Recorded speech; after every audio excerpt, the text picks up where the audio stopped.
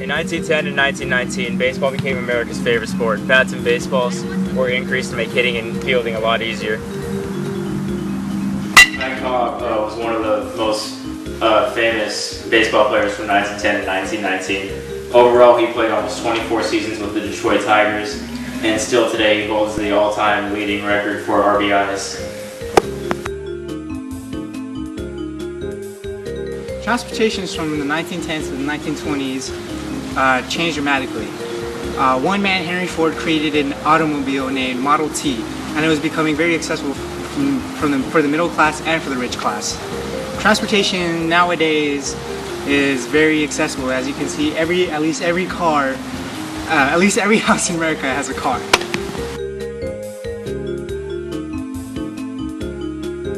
It was founded by James Clerk Maxwell, Hendrik R. Hertz, and Guatemala Marco. On November 2nd, 1920, the first radio broadcast was in America.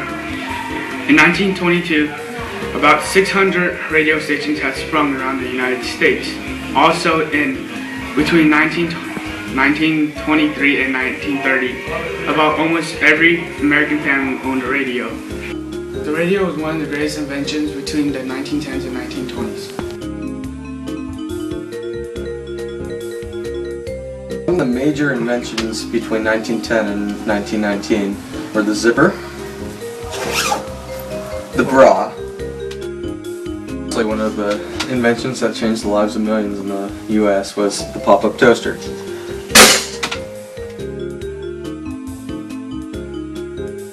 Science has been a human endeavor throughout the history of mankind, but between 1910 and 1919, theoretical physics bloomed with prosperity. In the aftermath of Albert Einstein's theory of special relativity in 1905, theoretical physicists from all around Germany were coming out with new equations and theories of the properties of matter and light. In 1913, Max Planck was awarded the Nobel Peace Prize in Physics for his work in the creation of quantum theory, quantum mechanics. In 1910, Niels Bohr invented the quantum model of the hydrogen atom. It was the first model to use assumptions from classical physics and a basis of quantum mechanics to describe atomic properties. And between 1910 and 1913, Albert Einstein published multiple papers on the properties of infrared wavelengths and the atomic structure of matter, and his work on general relativity in 1913 to 1915. He actually published that on November 25th, 1915. At the same time, another fellow published the exact field equations that Einstein was working on just a bit after Einstein.